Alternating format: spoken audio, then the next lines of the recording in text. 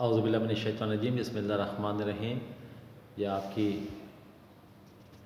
نظم تغیر، اس کا شعر number 4 inter part 2 smart syllabus کی یہ آخری نظم ہے، اور ویسے کتاب کی یہ 9ویں سیکنڈ لاسٹ نظم ہے۔ اس کے پچھلے لیکچر میں پہلے 3 شعر پڑھے تھے، یہ چوتھا شعر ہے۔ نکت کی کوشش کے نکلنا نصیب ہو، موسم کو یہ لگن کے بدلنا نصیب ہو۔ اس میں شاعر نے جو اگلی دلیل دی ہے، جو اس نے پہلے بات کی تھی کہ سن زندگی تغیر پیہم کا نام ہے، اس کی دلائل دے رہا ہے اس حوالے سے کہ کیسے وقت اور چیزیں بدلتی رہتی ہیں، ہر چیز کائنات کی بدل رہی ہے۔ اب جو اگلی دلیل لے کے آ رہا ہے وہ یہ ہے کہ خوشبو کلی سے نکلنا چاہتی ہے۔ اس کے لیے اس کا تھوڑا سا بیک گراؤنڈ دیکھیں گے کہ جو سب سے پہلے جو بیج ہے وہ زمین میں بویا جاتا ہے۔ زمین میں بیج بونے کے بعد وہ اپنا اظہار چاہتا ہے، وہ کونپل پھوٹتی ہے، باہر نکلتا ہے، وہ پودا بنتا ہے۔ وہ پودا جو ہے وہ کھلتا ہے، اس کے اوپر پتے آتے ہیں، پھول آتے ہیں، اور پھولوں سے پہلے اس میں کلی بنتی ہے۔ کلی کے اندر جو ہے وہ خوشبو چھپی ہوتی ہے۔ خوشبو پھیلنا چاہتی ہے، وہ آزادی نکلنا چاہتی ہے۔ جیسے پھول کھلتا ہے وہ خوشبو جو ہے چاروں طرف پھیل جاتی ہے، پورے باغ کو آزادی کی خوشی میں مہکا دیتی ہے۔ لیکن اس کی دکھ میں جو پھول ہے وہ مرجھا جاتا ہے۔ یعنی پھول جو ہے، خوشبو جو ہے، وہ پھول کے اندر اس کا دم گھٹ رہا تھا، وہ آزاد ہونے میں کوشش کر رہی تھی۔ جیسی وہ آزاد ہوئی، اس پورے حصے کو، اس پورے باغ کو اس نے معطل کر دیا۔ لیکن اس کا رزلٹ کیا نکلا؟ وہ پھول ہے وہ مرجھا گیا۔ یعنی ہر لمحہ تغیر اور تبدیلی ہے، ہر لمحہ بدل رہا ہے۔ جیسے کسی شاعر نے کیا خوب کہا ہے کہ دیکھ لو پھول سے کیا کرتی ہے، کبھی خوشبو بھی وفا کرتی ہے۔ دیکھ لو پھول سے کیا کرتی ہے، کبھی خوشبو بھی وفا کرتی ہے۔ اب اس کے بعد جو اگلی دلیل ہے وہ اس نے موسموں کے حوالے سے دی۔ موسم بدلتے ہیں، سردی، گرمی، بہار، خزاں، آتے ہیں موسم، ایک آ رہا ہے دوسرا جا رہا ہے، مسلسل ایک سلسلہ جاری ہے۔ اسی حوالے سے قرآن پاک کی سورۃ البقرہ کی آیت نمبر 164 میں 164 میں اللہ تعالیٰ نے فرمایا کہ بے شک موسموں کے عدل بدل میں عقل مندوں کے لیے نشانیاں ہیں۔ اب یہ جو موسم ہے یہ بھی اپنی یکسانیت سے گھبرا جاتے ہیں، انسان بھی گھبرا جاتا ہے، موسم اٹسیلف بدلنا چاہتے ہیں، سردی گرمی بدلنا چاہتی ہے، بہار خزاں میں بدلنا چاہتی ہے۔ اب دیکھیں، غور کیا جائے تو گرمی کے موسم میں، شروع میں جب گرمی کا موسم شروع ہوتا ہے آہستہ آہستہ بڑھتا ہے، شدت بڑھتی چلی جاتی ہے یہاں تک کہ شدت کم ہوتی ہے، پھر خزاں کا موسم آ جاتا ہے، برسات کا موسم آ جاتا ہے، پھر وہ ختم ہوتا ہے، پھر اس کے ساتھ ہی سردی کا موسم آ جاتا ہے۔ اب کوئی یہ پوچھے کہ یہ موسم کس دن سے شروع ہوا تو وہ نہیں بتا سکتے۔ ایک موسم دوسرے موسم کے ساتھ یوں ملا ہوا ہے کہ اس کو ہم علیحدہ نہیں کر سکتے۔ اور پھر روزانہ موسموں کے، گرمی کے موسم میں ضروری نہیں ہے کہ وہ ہر روز ہی وہ شدید دھوپ پڑ رہی ہو، اس کے درمیان میں بھی تھوڑی سا موسم ٹھنڈا ہو جاتا ہے، جیسے دوپہر صبح کے ٹائم ہے، شام کے بعد ہے۔ تو وہ جو موسموں کے اندر وقتی تبدیلی ہے وہ بھی اس کے اندر شامل ہے، اور جو موسموں کے اندر ویسے تبدیلی ہے وہ بھی اس کے اندر شامل ہے۔ موسم مسلسل ان کو لگن ہے کہ بدلتے رہے۔ اس طرح حوالے کا ایک شعر ہے، لکھا ہوا ہے دیکھو بعنوان انقلاب، لکھا ہوا ہے دیکھو بعنوان انقلاب، پیشانی خزاں پہ فسانہ بہار کا۔ یعنی خزاں کے پیشانی پہ بہار کا افسانہ لکھا ہوا ہے، بہار کی پیشانی پہ خزاں کا افسانہ لکھا ہوا ہے، ہر موسم کی پیشانی پہ دوسرے موسم کا افسانہ لکھا ہوا ہے کہ میرے پیچھے یہ تھا یا میرے آگے یہ موسم آنے والا ہے۔ تو یوں شاعر نے 2 دلائل دی ہیں یہاں پہ، ایک کہ خوشبو کیا چاہتی ہے کہ مجھے اس سے نکلنا نصیب ہو اور وہ پھیل جاتی ہے، اور دوسری دلیل کیا دی ہے اس نے کہ جو موسم ہے وہ ہر وقت بدلتے رہتے ہیں۔ آگے چلتے ہیں نیکسٹ شعر کے اوپر۔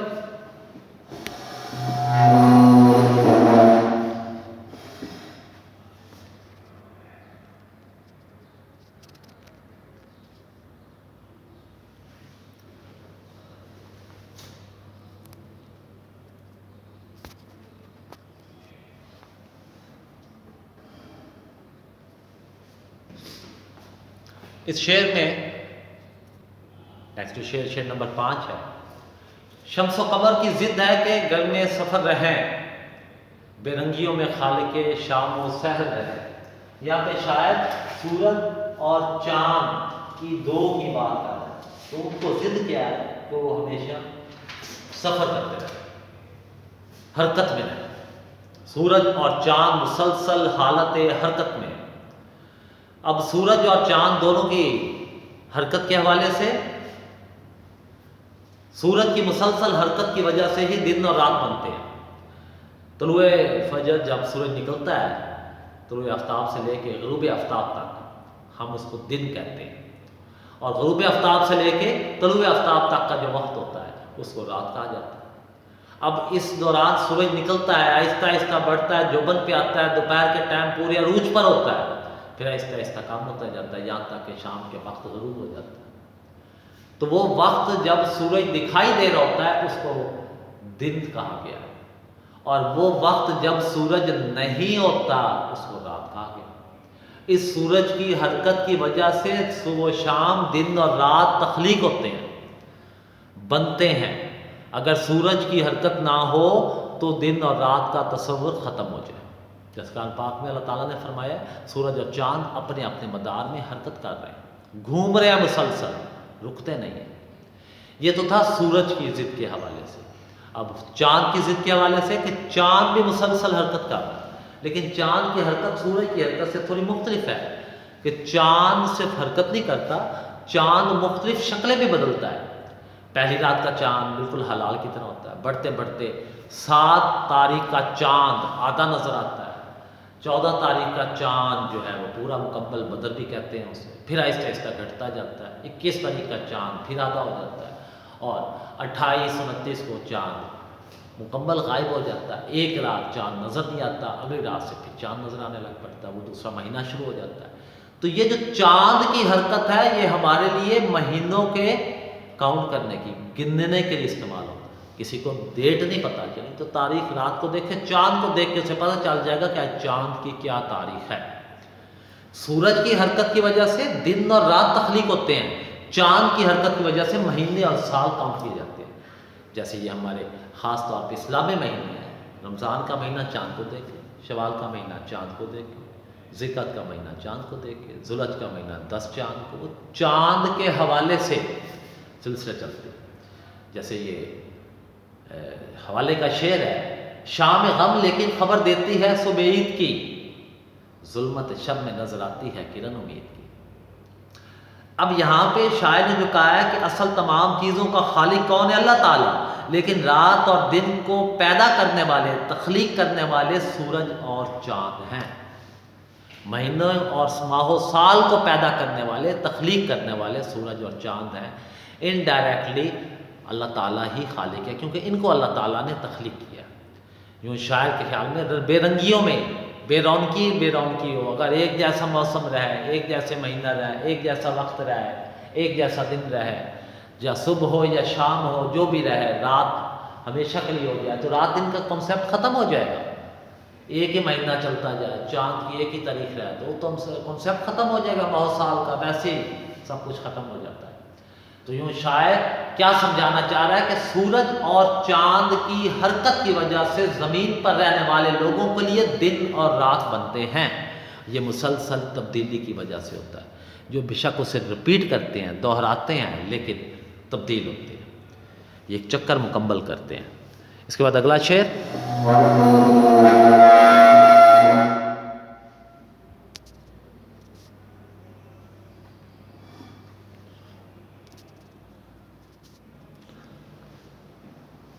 اگلے شعر میں شاعر نے 4 چیزوں کا ذکر کیا ہے: شہروں میں انقلاب، بیاباں میں انقلاب، محفل میں انقلاب، شبستان میں انقلاب۔ سب سے پہلے آتا ہے شہروں کے حوالے سے۔ شہروں میں دن بدن انقلاب آتا ہے، تبدیل ہوتا ہے۔ شہر، اب لاہور شہر کو دیکھیں، 10 سال پہلے جیسے تھا لاہور شہر اب ویسے نہیں، اس کے اندر بہت سی تبدیلیاں آ گئی ہیں، بہت سارے نئے سڑکیں بن گئی ہیں، سڑکیں کھلی ہو گئی، بہت سے انڈر پاس بن گئے ہیں، بہت سے فلائی اوور بن گئے ہیں، بہت سے پلازے بن گئے ہیں، بہت سی بلڈنگز بن گئی ہیں، میٹرو بس کا علیحدہ سے ٹریک بن گیا، اور ان ٹرین کا علیحدہ سے ٹریک بن گیا۔ تو 10 سال پہلے یا 15 سال پہلے یا 20 سال پہلے جو لاہور آیا تھا وہ آج آئے گا تو کہے گا تو بہت تبدیلی آ گئی۔ اس کے علاوہ شہر پھیلتے چلے جاتے ہیں، آس پاس کی زمینوں پہ سوسائٹیز اور آبادیاں بڑھتی چلی جاتی ہیں، یہ شہروں کا انقلاب ہے۔ تو شہروں کا یہ جو انقلاب ہے یہ ان کی زندگی کی علامت ہے۔ وہ شہر جس میں یہ تبدیلی نہیں آتی، انقلاب نہیں آتا، وہ شہر آہستہ آہستہ مردہ ہو جاتا ہے۔ اس لیے شاعر نے کہا، علامہ اقبال نے، جس میں نہ ہو انقلاب موت ہے وہ زندگی، جس میں نہ ہو انقلاب موت ہے وہ زندگی، روح امم کی حیات کشمکش انقلاب۔ شہروں کے بعد جو دوسری چیز شاعر نے بیان کی ہے وہ بیاباں۔ بیاباں ویرانہ، ویرانہ بھی ہو سکتا ہے، یہ جنگل بھی ہو سکتا ہے، صحرا بھی ہو سکتا ہے۔ یہ جو ویران زمین ہے اس کو کبھی کبھی استعمال کرتے ہیں، اس کو کاشتکاری کے لیے، فصل کے لیے اس کے اندر بوتے ہیں اور وہ قابل استعمال ہو جاتے ہیں، اس میں تبدیلی آ جاتی ہے۔ بعض ویران زمینوں پہ آبادیاں بن جاتی ہیں، قصبے اور شہر بسائے جاتے ہیں، جیسے 50 سال پہلے 60-70 کی دہائی میں راول پنڈی کے نزدیک جو ویرانہ تھا وہ جنگل تھا پورا، جہاں پہ جس کو آج ہم اسلام آباد کہتے ہیں۔ 50 سال میں تبدیلی کے ایک بہت بڑا شہر مارز وجود میں آ گیا، جس میں بڑی بڑی فلک بوس عمارات ہیں۔ تو یہ ویرانے کو کس میں تبدیل کر دیا؟ شہر میں تبدیل کر دیا۔ اس میں بھی روز روز تبدیلی آتی جا رہی ہے، ایسی جنگلات میں تبدیلیاں آتی ہیں۔ تو یہاں پہ شاعر کیا بتانا چاہ رہا ہے کہ صرف یہ نہیں کہ شہروں میں انقلاب آتا ہے بلکہ ویرانوں میں بھی انقلاب آتا ہے۔ تیسری چیز جو اس نے دوسرے مصرے میں کہی، دوسرے مصرے کی جو پہلی بات ہے وہ ہے محفل میں انقلاب۔ محفل میں انقلاب دو طرح کا ہے، کسی بھی محفل کے اندر ایک تو انفرادی انقلاب ہوتا ہے، ایک اجتماعی انقلاب ہوتا ہے۔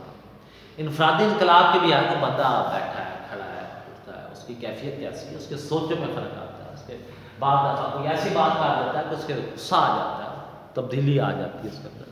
کوئی بات کر رہا ہے اس کے حوالے سے، کوئی دیکھنے کے حوالے سے، تھکاوٹ کے حوالے سے، اور اجتماعی طور پہ ایک پوری محفل ہوتی ہے، اس پوری محفل کا ایک ماحول ہوتا ہے، اس ماحول میں تبدیلی ہوتی رہتی ہے۔ کبھی باتیں کر رہے ہیں، کبھی اس کے اندر تقریر کر رہا بنتا ہے، کوئی آپس میں لڑ رہے ہیں، کوئی بحث کر رہے ہیں، تو وہ تبدیل ہوتے رہتے ہیں۔ ایک ہی حالت میں محفل نہیں رہتی ہے، انفرادی طور پہ انسان بھی اور اجتماعی طور پہ وہ پوری محفل بھی۔ تو جنبش سے ہے زندگی جہاں کی، حرکت کرنے سے، ہلنے سے زندگی جہاں کی ہے، یہ رسم قدیم ہے یہاں کی، پرانی رسم ہے، اگر یہ نہ ہو تو دنیا میں کسی قسم کی کوئی ترقی نہ ہوتی۔ تیسری اہم چیز ہے شبستان میں انقلاب۔ شبستان رات، یہ راتوں کے انقلاب بڑی بڑی انقلابی تبدیلیاں ہیں۔ دنیا کا ہر اچھا کام رات کے وقت ہوتا ہے اور ہر برا کام بھی رات کے وقت ہوتا ہے۔ جو اللہ کے نیک لوگ ہوتے ہیں رات کی تنہائی میں اللہ کو پکارتے ہیں، جو بد کردار لوگ ہوتے ہیں رات کی تنہائی میں برائی کرتے ہیں۔ جتنے چوریاں ڈاکے ہوتے ہیں وہ رات کی تنہائی میں ہوتے ہیں، اندھیرے میں ہوتے ہیں۔ شب معراج کی راتیں اللہ نے دی ہیں، شب لیلۃ القدر کی راتیں دی ہیں، کتنی راتوں کے نام کے حوالے سے پاکستان لیلۃ القدر کی بابرکت رات میں بنا ہے۔ جتنی ایجادات ہوئی ہیں اس میں سے بہت زیادہ ایسی ہیں جو رات کے وقت بیٹھ کے سوچا ہے۔ بہت سارے مفکرین نے بہت سے افکار اور فلسفے جو بیان کیے ہیں وہ رات کی سوچوں کے حوالے سے، غور و فکر کرنے کے لیے، کائنات کے لیے۔ وہ خاص وقت اللہ تعالیٰ نے بتایا، اس میں تبدیلی آتی رہتی ہے، اور عام لوگ اس میں سو رہے ہوتے ہیں۔ وہ بھی انقلاب ہے کہ دن میں وہ بھاگ دوڑ کرتے رہے، اب آرام کر رہے ہیں۔ تو یوں شاعر کے مطابق شہر ہو، ویرانہ ہو، محفل ہو، رات کا اندھیرا ہو، ہر جگہ پہ تبدیلی آتی رہتی ہے، اور یہ ہر جگہ پہ، ہر ملک میں، ہر قصبے میں، ہر شہر میں یہ چیز ہوتی ہے جستجو کہ خوب سے ہے خوب تر کہاں، اب ٹھہرتی ہے دیکھیے جا کر نظر کہاں۔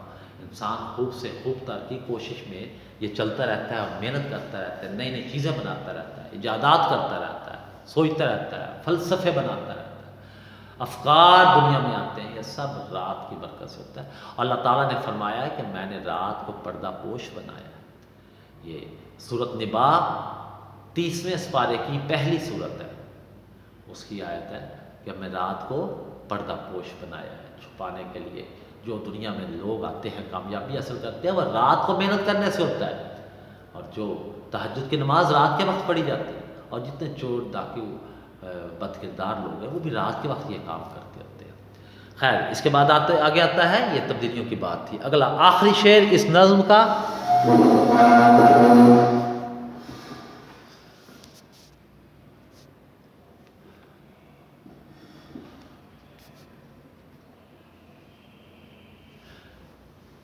اب اس کو بات کو فائنلائز کر رہا ہے، کنکلوژن نکال رہا ہے شاید کہ کس پر یہاں تغیر نو کا فصو نہیں، تغیر نو نئے انقلاب کا، نئی تبدیلی کا سوال پوچھ رہا ہے شاید۔ انداز سوال یہ ہے کہ کوئی ہے ایسا جس کے اوپر نئی تبدیلی کا جادو نہیں چلا؟ سوال کے اندر ہی جواب ہے کہ نہیں، کوئی بھی نہیں ہے۔ یہ یوں ہی ہے کہ عام لوگ ایک دوسرے سے پوچھتے ہیں تو تم مجھے جانتے نہیں میں کون ہوں؟ انڈائریکٹلی سوال کا مطلب کیا ہوتا ہے کہ جو آگے والا بندہ ہے وہ جانتا ہی نہیں ہے، جو یہ بحث نہ کرتا ہے، یہ لڑائی جھگڑا نہ کرتا ہے، تو سوال کے اندر جواب پوشیدہ ہوتا ہے۔ اس بزم میں نصیب کسی کو سکون نہیں۔ یہ دنیا ایک ایسی محفل ہے جہاں پہ کسی کو آرام اور سکون موجود نہیں ہے۔ یہ دنیا کی محفل میں اس کا بھی کوئی آرام اور سکون والی بات نہیں ہے۔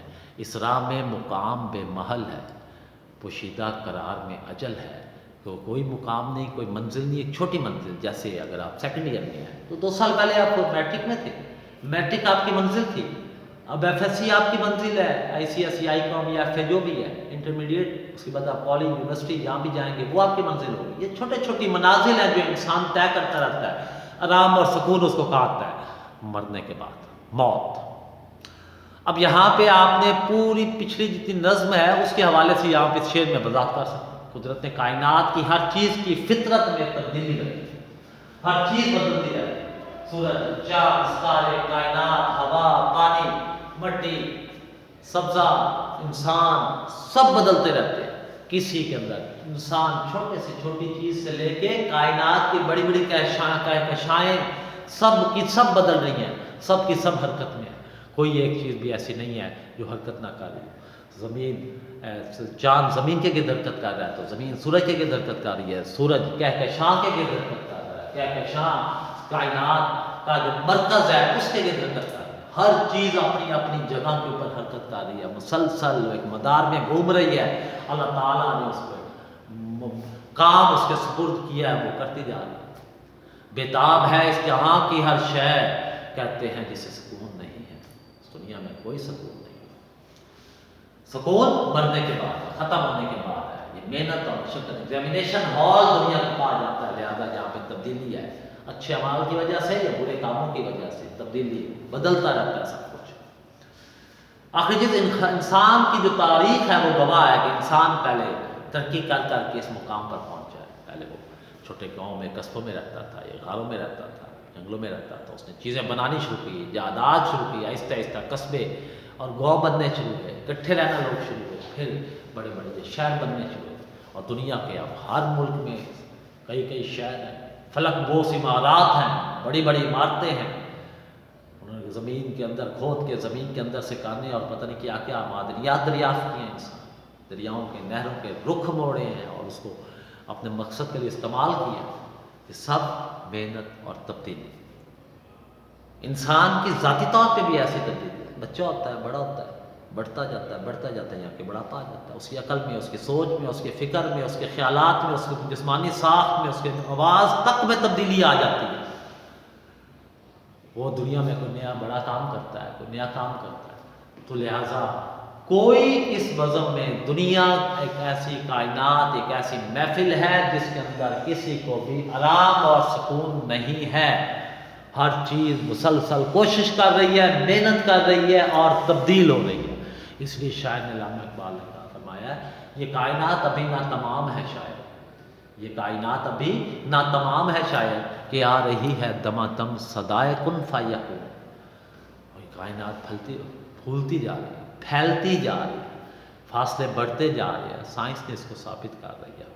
تو اسی وجہ سے شاعر بھی کہہ رہا ہے، اس پوری نظم میں اس نے یہ ثابت کرنے کی کوشش کیا کہ دنیا میں آرام اور سکون نہیں ہے، تبدیلی کا عمل مسلسل ہے، اس کے علاوہ کچھ نہیں ہے۔ ہر جگہ پہ تبدیلی ہے، ہر چیز میں تبدیلی ہے، ہر جاندار میں تبدیلی ہے، ہر بے جان چیز میں تبدیلی ہے، اور بالآخر اس کے فائنلائز کب ہوگا؟ جب قیامت آئے گی اور سب کچھ ختم ہو جائے گا، تباہ ہو جائے گا۔ اللہ حافظ، انشاءاللہ نیکسٹ ویڈیو کے ساتھ پھر ملیں گے۔